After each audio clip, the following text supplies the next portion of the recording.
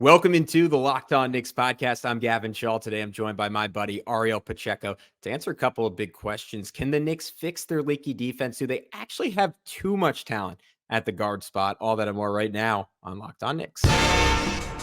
You are Locked On Knicks, your daily New York Knicks podcast, part of the Locked On Podcast Network, your team every day.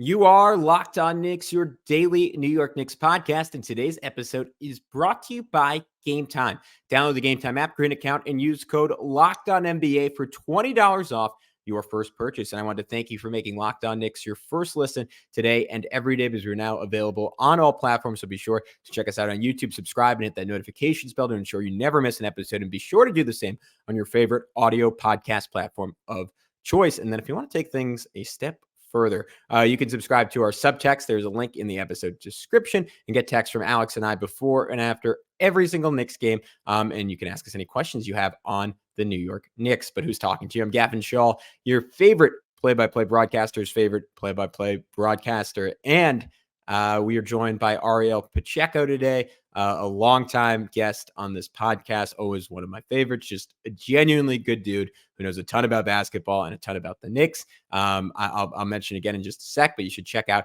his Substack where he put out a great article breaking down Quentin Grimes' performance against the Toronto Raptors. That is the pinned tweet on his Twitter, Pacheco NBA. Without further ado, let's get into things with Ariel right now. All right, guys, as promised, lucky enough to be joined by my buddy, Ariel Pacheco. You can follow him on Twitter at Pacheco NBA. Now has a Substack, as previously mentioned, where he put together some fantastic thoughts on Quentin Grimes and how the Knicks have unlocked him since he's started coming off the bench. So I encourage you to check that out. But before we get into that, Ariel, how's it going, man? One of my favorite people to have on this podcast. Always bringing some positivity, and man, it is needed after a brutal hit to the New York Knicks season, losing Mitchell Robinson for the next 8 to 10 weeks. I'm always happy to get on here. Always love chatting it up with you. And yeah, it's been kind of like an uneven week, I'd say, for the Knicks, just in general. Tough schedule break with the in-season tournament. But I think we've learned a lot about the team kind of in these past few games. So let's start with the obvious. I'll leave it really wide open, and you can take it wherever you want. How does Mitch's injury change the trajectory of this season? Change the trajectory of this season. I think sort of similar to last season where Mitch got hurt. I think the initial reaction, and I'm kind of speaking for myself here, but I think for the most part, most people were kind of thinking like, oh, Mitch is such an important part of the team. Him missing some games might really like derail what the Knicks had started to build at the time last year. And I think it's kind of similar to this season where Mitch is extremely important. The things he does can't really be replicated. They can, but when when Mitch is the best offensive rebounder in the league, whoever you put in his place, even though Hartenstein has been great, it's not the same level of kind of play from him. So I just think that the way that they have to kind of replace Mitch, quote unquote, is to do it through other ways, whether that's, utilizing Hartenstein's passing more or, maybe we see some more things from Sims that we haven't seen from him yet. But I just think in general, it's kind of has to be kind of like a group effort. But I think the concern, I guess, the biggest concern is what happens kind of on the defensive end. The Knicks have already started to see some slippage, even when he was healthy these past few games. So I think that's kind of the major thing that they have to solve. But I'm pretty confident that they'll figure it out kind of like they did last year. Yeah, I did a whole pod on it. I realized I didn't make this point, but I think there's a pretty good case to be made that he was probably the third most indispensable Knick. And it depends on how you're making that judgment, in that I would almost argue he's more essential to their style of play than probably anyone else on the team, and that almost everything they do is catered to leveraging his strengths on both ends of the floor and minimizing his weaknesses on both ends of the floor. And it feels like a almost tectonic shift in how they play without him, and maybe even more so than it would be if Jalen Brunson was out for a substantial time, and possibly if Julius Randle was out for a substantial time. I still think they would look largely the same with Mitch, and we got to see it last night a little bit. They look like a different team on both ends of the floor. I guess, what was your initial read in maybe the steps that Tibbs was taking to say, all right, like we lose these benefits for Mitch, but here's some things that it opens up not having him in the game. Yeah, well, like you touched on is that he's central to their play on both ends of the floor. I think people are very aware of what he means to the Knicks defense and on the glass, but I think it's a little, we don't talk enough about how kind of everything that he's elite at, even on offense, offensive rebounding and finishing on the rim, are the things that like the Knicks have been elite at since he's been in New York. But in terms of just going off of the Toronto game in particular, I think what we'll see is that Hartenstein is going to get a lot of minutes. I think I don't think Tibbs, even though he's starting Sims, I still think there's like some trust there that Sims needs to earn. I thought his defense was a little up and down. Like he had some moments, but then he also had moments where he slipped up. But it's kind of a larger issue that we've been seeing in these past 3 games, as I just think the communication as a team has kind of been a little off, and we're seeing it particularly like in transition. A lot of easy baskets, a lot of hit-ahead passes from the opposing team, even after made baskets from the Knicks. So I think the biggest thing is kind of the Knicks have been seemingly like not on the same page. Seeing a lot of like one player thinks it's a switch, and then another player thinks that they're staying attached. That leads to an easy breakdown, and then the rotation, the help from the weak side is late. So it's just little things like that are being compounded. And with Mitch out, that only, those kind of issues only show itself a little bit more.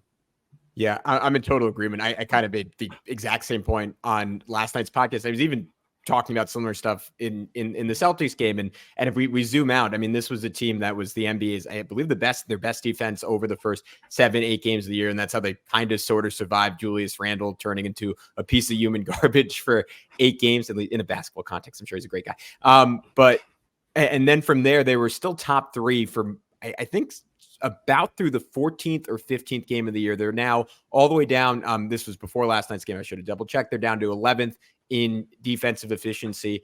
And obviously the breakdown started against Milwaukee. Against the Celtics, it was exactly what you were talking about, where over and over again, it seemed like they were either too on the ball or too sticking with the screener and pick and roll, and someone was left wide open. And of course, the Celtics put the fear of God into you, just in terms of how many threats they have on the court. And it's almost reminiscent of what we got from those Kevin Durant Warriors teams, and maybe not quite that deadly, but there's almost not a right decision to be made at times. So you could excuse that a little bit, but then against the Toronto Raptors, I mean, nominally like the worst or one of the few worst half-court offenses in basketball, I think you saw a lot of those same things prop up. And what surprised me was it was from, like, I would say surprising sources like Quentin Grimes, who otherwise had a great game. I counted 3 different times where he gambled and it led to a Raptors bucket. And to your point, like maybe in the past that stuff was happening, we didn't notice it because it would ultimately end in Mitchell Robinson making a spectacular play at the rim and getting a block or finding some way somehow to clean it up. But over and over again, the Knicks just got into these terrible mismatches. And you saw Jalen Brunson like getting bullied, whether it's by OG or Scotty Barnes, and they don't have that like extra layer in Mitch to survive those mistakes anymore. Yeah, I think in particular with Brunson and against Toronto, it's a really tough matchup for him defensively, just because they just play a bunch of like 6'8" guys, other than like Schroeder, and then so now you got Brunson at the point of attack guarding Schroeder, so then you see his kind of defensive flaws pop a little bit more.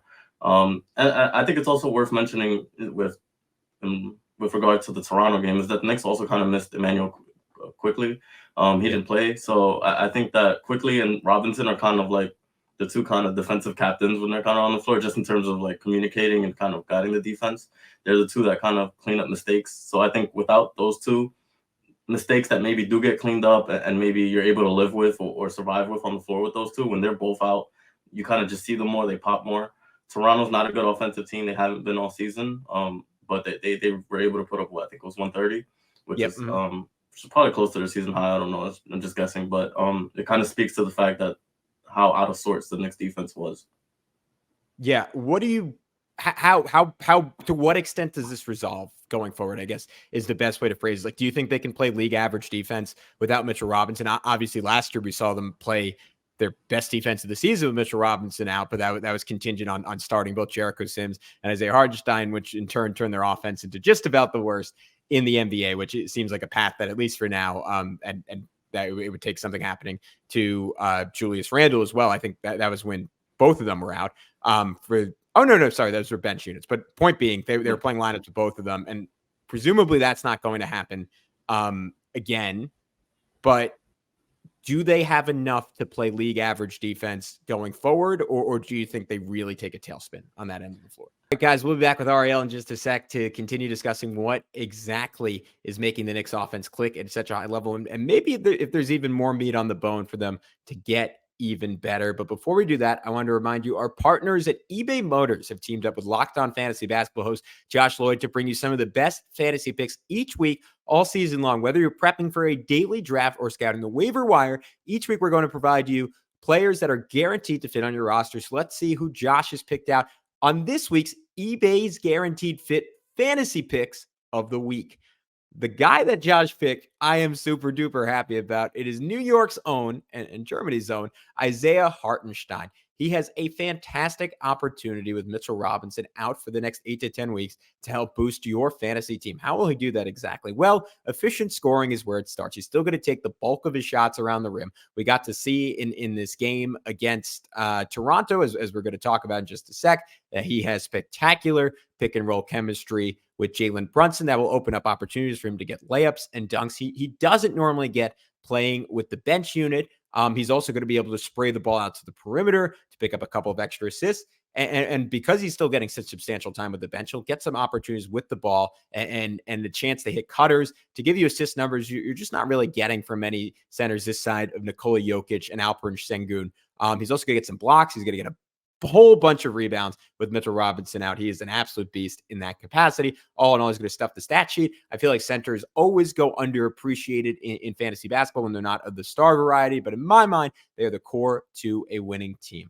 Josh Lloyd from Locked On Fantasy Basketball is going to help you win your fantasy championship, and eBay Motors knows a championship team is about players being a perfect fit. And the same is true with your vehicle. With over 122 million parts for your number one ride or die, you can make sure your ride stays running smoothly. Brake kits, LED headlights, roof rack bumpers, whatever your baby needs, eBay Motors has it with eBay Guaranteed Fit. It's guaranteed to fit your ride the first time, every time, or your money back. Plus, at these prices, you're burning rubber, not cash. Keep your ride or die alive at ebaymotors.com. eBay Guaranteed Fit only available to U.S. customers. Eligible items only. Exclusions apply. I think there's going to be a drop, definitely a drop. I guess it's just how far do they drop. I think one of the better things that can come out of this injury is that the Knicks kind of experiment with their defense slightly a little bit more. I think they can play at the level more, even though they have done that a little bit more this year. They can play at the level of the screen more. They can switch a little bit more. Sims is very switchable on the perimeter, which is why he was able to play the four defensively, at least last season. So I think that if they're able to kind of tinker with their defense a little bit, play a little bit more to the strengths of the guys that are on the court, I think there's ways that they can kind of tread water on defense. And for what it's worth, their offense has really been picking up of late as well. Which is probably worth mentioning, just because it's kind of keeping them afloat despite these really awful defensive performances.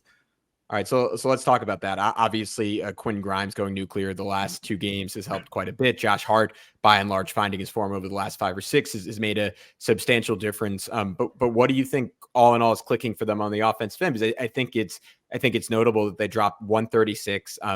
Jonathan Macri had a great stat. It was their best, I believe, effective field goal percentage they've had under Tom Thibodeau, outside of that enormous win over the Nets last year where they scored like 142. And it came on one of Jalen Brunson's worst offensive games of the season. And that feels harsh because he did some things really well. 9 assists was close to a season high or a season high for him. Had a couple of plays where he just absolutely dusted Dennis Schroeder, but also career high 7 turnovers and not his absolute best in terms of efficiency. And yet they poured it on. What do you think is working for them on offense right now? I think the ball movement is kind of picking up a little bit. I forgot who tweeted it, so I'm sorry for not being able to credit you. But someone had said that like I think every Knick last game had an assist at least. Yeah. I think things like that where everybody kind of feels a little bit more involved. I think one of the things that we're probably going to talk about at some point is the starting shooting guard and how they've kind of been, whoever's been the starting shooting guard with the starting lineup kind of gets a little bit left to the side. Yeah. But I think just in That's a really general, nice like way to put it, Ariel. That was like really, really. I was like you were like a public relations person, like trying to explain like a country's natural disaster and saying, yeah, we put those people to the side. Yeah, go ahead. Sorry. Yeah. No, you're good. But yeah, I just think that the ball movement has kind of picked up. I think the pace has been a lot better. I think one of the things that I've noticed even since Thibodeau has taken over is that when the Knicks are playing really slow, even in the half court, when they're starting their sets with like 15 on the clock as opposed to 18, they need those extra 3 seconds with who they have on the floor to get that extra swing pass, to get that extra dribble, extra attack of a closeout. So I think that the pace has been a slightly better, just in terms of maybe not getting out in transition more, but just playing with kind of force and the decisiveness that I think benefits everybody on the floor. And I also think that the bench unit is really clicking at the moment, really picking things up. Grimes obviously has started to find his shot, which I wrote about, and I think that they're doing a better job of kind of utilizing the talent on the floor right now, as opposed to kind of making people fit into like specific roles, which I think has been kind of an issue in the Tom Thibodeau era, where he kind of is plugging people into roles that they may not be as comfortable playing. Absolutely. I want to get to Grimes, but I want to start off with the Brunson Hartenstein pick and roll, because to me that was like when you think of Hartenstein coming in, you think, all right, a little bit of extra spacing, and obviously he's not someone who's being guarded out at the 3-point line, not even someone who's really being guarded out at the wing, but you have to respect him from 5, 6, 7 feet, which doesn't sound like a whole lot, but given that Mitch is about as rim bound as any center in the NBA, like I think it makes a difference, and I think you even saw in how Julius was operating last night. Like there were, and like obviously initially it was strategic for Toronto not to necessarily send double teams, but there was just a little bit more room, and I think that helped him get off some of those like off shoulder turnaround jumpers. And then the other thing was, again, that pick and roll game where Brunson was throwing passes to Hartenstein that he wouldn't have even dreamed about throwing to Mitchell Robinson. And then even at the end of the game, like they had that late connection after Brunson turned it over once. Hartenstein kind of went over, talked to him, and Brunson just zipped that pass into him for a dunk. What did you see there? And what do you think Hartenstein opens up like relative to Mitch in that capacity for them? Yeah, I was about to bring up that exact same sequence where Brunson turned it over, could have hit Hart on the short roll, didn't. They spoke about it, and then in that very next play, he hits Hart, and then they get a basket out of it. I think that what Hartenstein obviously brings to the table that Mitch doesn't is just being able to make plays out of the short roll. Not only is Hartenstein, one of the better passing big men in the league, even though we don't see it too much, we see it in flashes. I think that it's also that he's comfortable taking a dribble and then bringing the defense in a little bit more, collapsing it a little bit more. And I think I noticed this last year when he first signed. It took a couple months before like Brunson in particular was comfortable hitting Hartenstein in the short roll, just because I don't think he was kind of used to having that threat. With Mitch, it's such like polar opposites. So I just think that with Hartenstein, you get an added element that Mitch doesn't bring. And while Mitch may give you more on the offensive glass, you get a little bit more, spacing. And not just because Hartenstein, like you mentioned, has the floater to his game, but I think he's also a little bit more aware of understanding when to space, where to space out. He's very good at cutting across the baseline, setting up passing angles.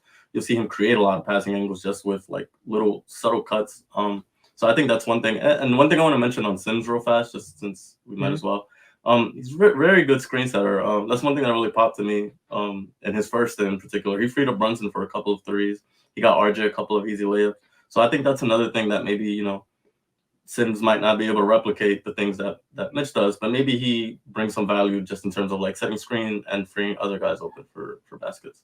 Yeah, I think it's a great point, and he's particularly like I think off ball he's maybe a little bit better, and or at least Tibbs is more willing to use him that way than he is Mitchell Robinson. At least that's what I noticed kind of on first glance this season. All right, let's get into it. Quinn Grimes, you wrote a really good piece that again everyone can go to your Twitter and check out on your Substack about Quinn Grimes and the way he's been empowered coming off the bench, and I feel a lot of like pain in my heart for Dante DiVincenzo, who is such a good rhythm, and Quentin Grimes goes out, complains to the media, and all of a sudden Dante's thrust into the same spot, and he's been making the most of it. Had 5 assists in the first half yesterday, so that was exciting to see. But now Quentin Grimes gets that bench boost, and I think something I noted yesterday, and something like you did a even better job going in depth in the article, is that it's not just he's going to the bench. It's that Tom Thibodeau is saying like, all right, there's more of a window for you here, but I'm not going to leave you on an island. Like I am going to call plays and call sets to get you the ball on the move and in a position to make a play. All right, guys, we'll be back with Ariel in just a sec to definitively answer the question, do the Knicks have too many guards? And also talk a little bit about Jalen Brunson's improved three-point shooting. But before I do that, I got to tell you how I got an opportunity to see the Knicks in person this week. So I am in Phoenix, Arizona, visiting my girlfriend. We are about maybe 12 blocks away from the Suns arena. And I was like, you know what? Let me dial up Game Time because I want a fantastic deal on some Knicks tickets. And boy, did I get it. You shouldn't have to worry when you're buying tickets to your next big events, whether it's sports, music, comedy, or theater. Game Time has you covered with killer last-minute deals, all in prices, views from your seat, and their best price guaranteed. Game Time takes the guesswork out of buying tickets. For me, it was the ability to see the view from my seat. That was so cool. I was thinking the section that was most affordable for me would maybe just be a little bit out of my price range, but ultimately that wasn't the case. And I got to confirm that by seeing the view and knowing that it would be a great experience for me and my friends. Game Time is the only ticketing app that gives you complete peace of mind with your purchase. All in prices show you the total up front, so you know you're getting a great deal without hidden fees. That was also huge because I didn't have to text my friends a whole bunch of times and say, all right, here's what I think the price is. Oh, wait, here's the actual price, which is a real bummer to do. It streamlined communication and made me feel so much better about my purchase. And you can buy tickets in seconds with just 2 taps. And the Game Time guarantee means you'll always get the best price if you find tickets in the same section and row for less. Game Time will credit you 110% of the difference. So take the guesswork out of buying tickets with Game Time. Download the Game Time app, create an account, and use code LOCKEDONNBA for $20 off your first purchase. Terms apply. Again, create an account and redeem code LOCKEDONNBA for $20 off. Download Game Time today. Last minute tickets, lowest price guaranteed.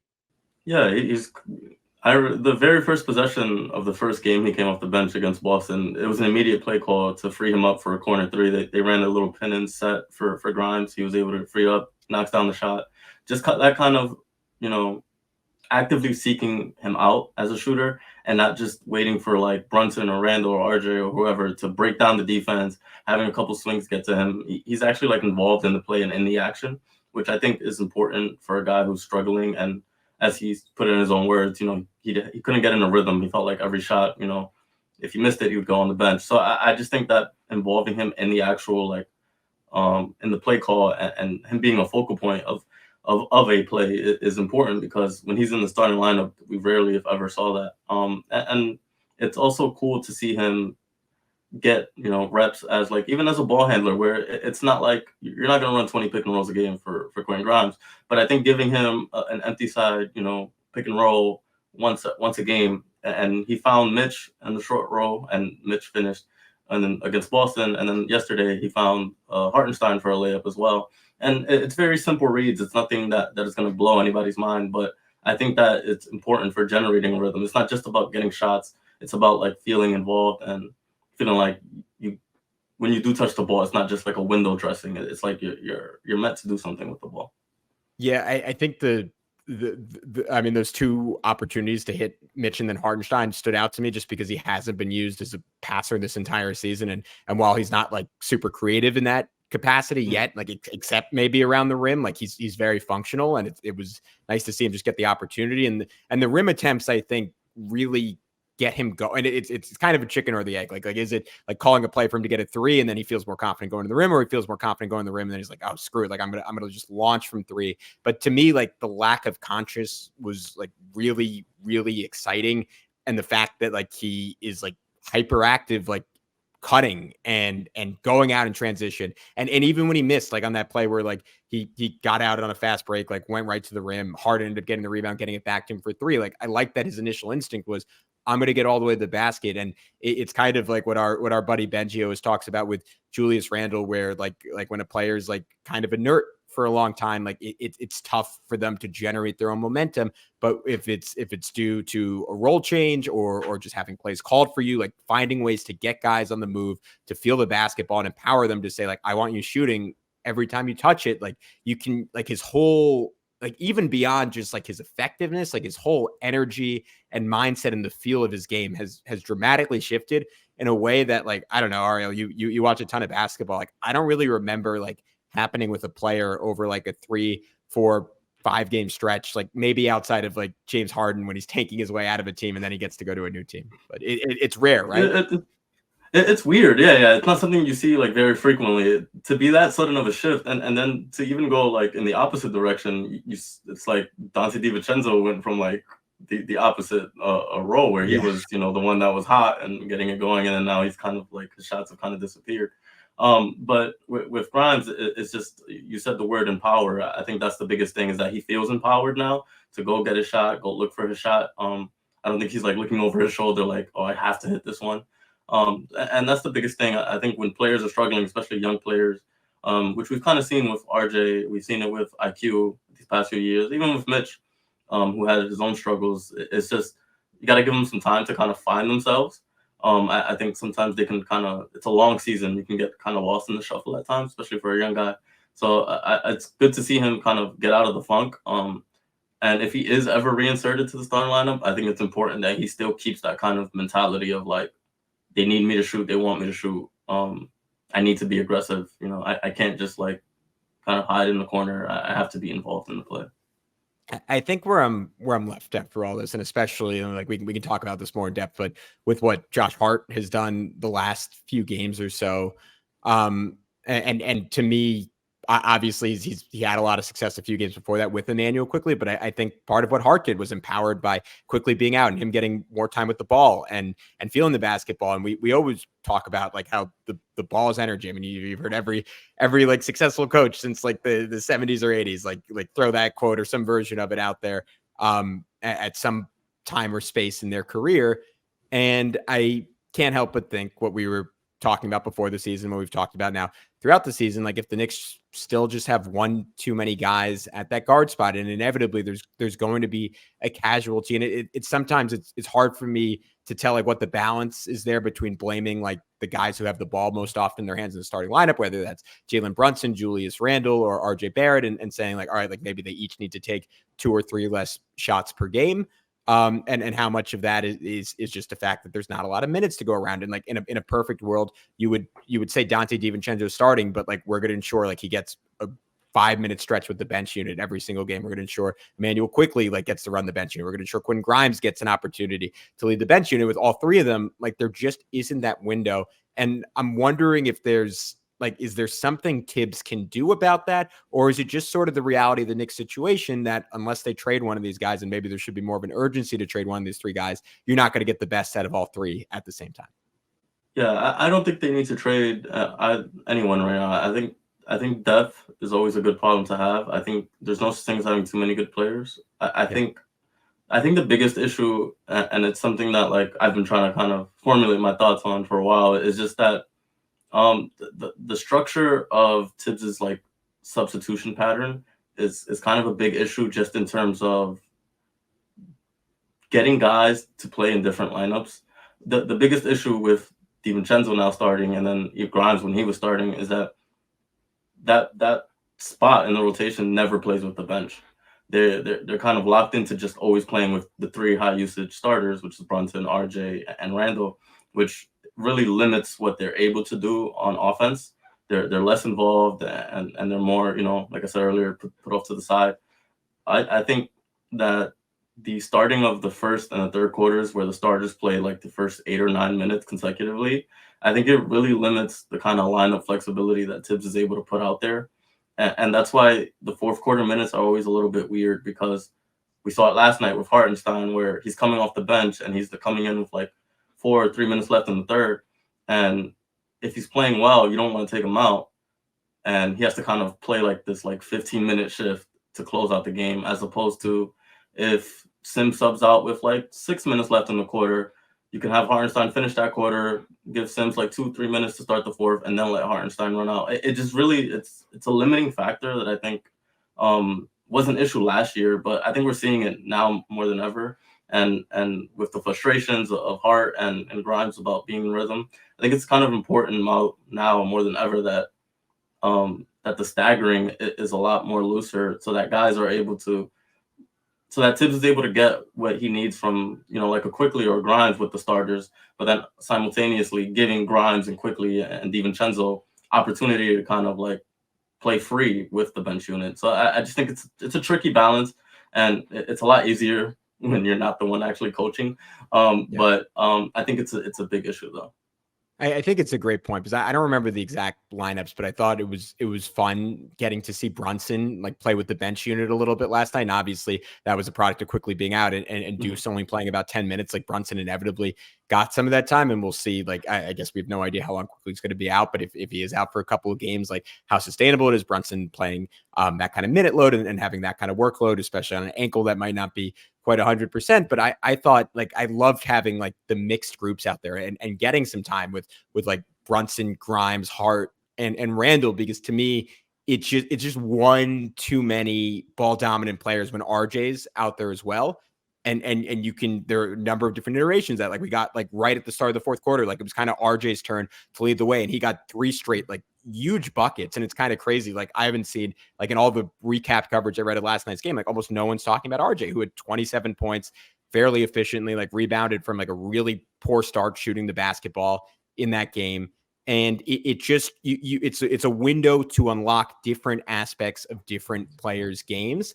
And the regular season, again, in a perfect world, is for experimentation, and for better or worse, that's never how Tom Thibodeau has seen it, right? It's for maximizing like every second, every inch, and every win. And given that the Knicks are going to play, I think, because of the in-season tournament, more road games than home games this year, and they get, there was a great stat out there from I think it was Tommy Beer, that the Knicks, like something like 17% of their games this season come against the Sixers, Bucks, and Celtics. Like, and now without Mitchell Robinson, I understand the need to like stick with the familiar and grind stuff out. But I think we've always kind of been on the same page, and most people covering this team have been on the same page, that it probably lowers your ceiling. And to your point, it's a great upside of Mitch being out, that there's some forced experimentation in there. And I hope Tibbs found some stuff that makes him lean into it, because just from a ball movement perspective, like I think that was unlocked by getting Hart and Grimes out there with your best players. Yeah, exactly. And the thing is with each of like the off ball guys, if we want to refer to them as like Quickly, DiVincenzo, Hart, and Grimes, they all kind of connect Brunson, Randall, and RJ in different ways. I think when RJ's with the bench unit, you see a different version of RJ than when you see RJ with Randall and Brunson. You see this, we're seeing it now with Grimes. I think Quickly is kind of the best guy in terms of like connecting and bridging that gap between Brunson and Randall, just because of his ability to shift on and off the ball, and his kind of like frenetic pace that he kind of plays with. It's a little more under control now than he was in the past. But just in general, I think that those guys all individually bring something different to the table, and I don't think we're seeing enough of those lineups to bring different things out of Brunson and Randall and even RJ. So just in general, I'd really love to see more experimentation, especially now that when they've lost Mitch, who is very central to everything that they do. It's kind of more imperative now more than ever to kind of really see and explore what this roster is capable of, because I think there's too many guys that it never really feels like, it always feels like somebody's like great play is coming at the expense of someone else. It never feels like, it never feels like everyone is like clicking at the same time. And I think it's part of that is what we're talking about here. Part of that issue. Yeah, and to me, a lot of it falls on RJ's shoulders at the end of the day, because it really feels like he, after such a great start to the year, both like most obviously in terms of his shot making, but I would say secondarily, and like at least as importantly, like in terms of his process, it feels like ever since the injury, like he's just been hunting to get that rhythm back and has been struggling to do so. And even though he scored a lot and ultimately took a lot of shots last night, it felt like a more under control version of that. To your point, like a lot of that is like who he's out there with. And it feels like when he is getting so many minutes with Randall and Brunson, like instead of turning him into someone who's like, all right, I'm going to lean into other parts of my game, he almost takes the opposite message from that and being like, all right, I need to double down when I get the ball. I need to find a way to get my shots. And if he is just willing to become like a more efficient and slightly less volume heavy version of himself, I think that benefits everyone else on this team, and it just provides space for everyone to do what they do best. And last game, like the cut he had off of Josh Hart's drive was maybe the perfect version of that, where he can still get his points, but he can do so in a way that, one, is a better shot than he is typically going to get on his own, and two, in a way that lets Hart feel the ball and shine in his own way too. And it's those two working in conjunction versus RJ like working in ISO and like putting up like a layup over two defenders, which is great when it works. But again, like it leaves someone feeling left out, and it stops someone else from getting into a rhythm. I think Tibbs is kind of grappling with that, and kind of saw it last night in particular, just because RJ had that great start to the fourth quarter, like you mentioned, playing really well, a lot of big buckets to start that quarter. But then he subs RJ out, and then Grimes and Hart are doing like all the role player things that you want next to Randall and Brunson. But then RJ is also bringing like this element of shot creation, and you know, it just feels like there's always this balance of like, who are the right guys to put next to Brunson and Randall. And if RJ is able to do the role player things more consistently, because I think we know he's capable of scoring, he's able to get to the rim, we know what he can do. But when it comes to like cutting off the ball and knocking down the spot ups, which he's done a good job of this year for the most part, I think sometimes people get frustrated because RJ has like 20, 23 points, and then he's not playing the fourth quarter. But it's just because like a guy like Grimes and Hart or whoever you want to pick, they're able to fill specific roles that like fit Brunson and Randall and give the team kind of specifically more what they need to close out that game. So I just think that it's kind of like it's a very tricky balance, and it's not a job that I envy, but it's definitely one that's fun to like talk about and give my own opinion. Yeah, and I think it just, I mean, this is like the most basic way I can put it as a fan. Like I think it's more fun to watch this team when guys like Hart and Grimes are empowered. Like I said to you before we started recording, like last night was far and away the most fun I've had watching a game this year, and part of it was just like the joy of seeing like Grimes find his rhythm and Hart find his rhythm, but it felt kind of the closest to whatever magic they captured after trading for Hart last season. And maybe it was just because Hart was obviously amazing for that stretch, and Grimes was amazing post All-Star break. And that's like golden memories for me as a Knicks fan, right? That and 12-13 are as good as it's been. But Ariel, before I let you go, and all good if we've covered it already because we've touched on a lot, but did you have one final thing that you've really been enjoying this season, kind of on the margins, just because I know you watch this stuff about as close, if not closer than anyone else covering this team? Was there just one fun little thing you've enjoyed recently about the Knicks? I've enjoyed the Brunson kind of 3-point explosion. He cooled off a little bit in the past couple games, but just watching him kind of continue to expand his game and kind of like broaden his ceiling. One of the first things when he signed with the Knicks, just a very quick tangent. Sure, yeah. I thought that he could reach like all-star level if he just upped his 3-point volume and kind of maintained his 3-point efficiency. And he's kind of blown through that this season. So it's like really fun to see that kind of like culminate. And we saw flashes of it in the playoffs against Miami, where he was taking like 7 threes a game. So it's just fun to kind of see great to elite players kind of still continue to elevate their games, even as they're like already like an all-star level player. So it's just one of my favorite things to watch. Fred Katz was talking about in the Knicks Film School podcast and how the Knicks have a 4-point line in their practice facility, and Brunson going back 2 years has been working on that. And it felt like last year, like it probably helped him maintain his accuracy, given that he was shooting obviously dramatically more off the dribble than he ever had in the past, but he wasn't ready to totally unveil that. And then this year, like maybe the extra summer of working on his leg strength and just like getting like probably thousands and thousands of reps at that shot at that range. And I almost want to see more of it because it feels like the last few games, and maybe it's just him wearing down, and maybe it'll be another season before that's kind of a full-time trick in his bag. I want to see him taking like, I don't know, maybe 2, 3, 4, like 28 to 30 footers every game, because what it could open up from the Knicks offense from a spacing perspective, where you get to set that screen 30 feet away and teams can't go under all of a sudden. Like I think that could even take the offense up another level, perhaps, which is a scary thought given that they're already maybe going to see a bump sans Mitchell Robinson, and that extra efficiency is needed when you lose the best offensive rebounder in recent NBA memory. But Ariel Pacheco, thank you so much for coming on. As always, it's genuinely a blast to talk to you. One final time, can you tell everyone where they can find all your great work? Yeah, so just follow me on Twitter at @PachecoNBA. My Substack is in the pinned tweet if you want to read any of the work I do. Other than that, yeah, just follow me on Twitter, and anything else I'm doing at the time will be there. I didn't know it before because I hadn't seen it, but you are an exceptional writer as well. The article includes clips that make it really easy to see exactly what you're talking about, and you have great ability to break down sophisticated concepts in a way that everyone can understand. It certainly makes me smarter on the Knicks. So I really encourage everyone to check it out. But until then, he's Ariel. I'm Gavin. We will talk to you very, very soon on Locked On Knicks.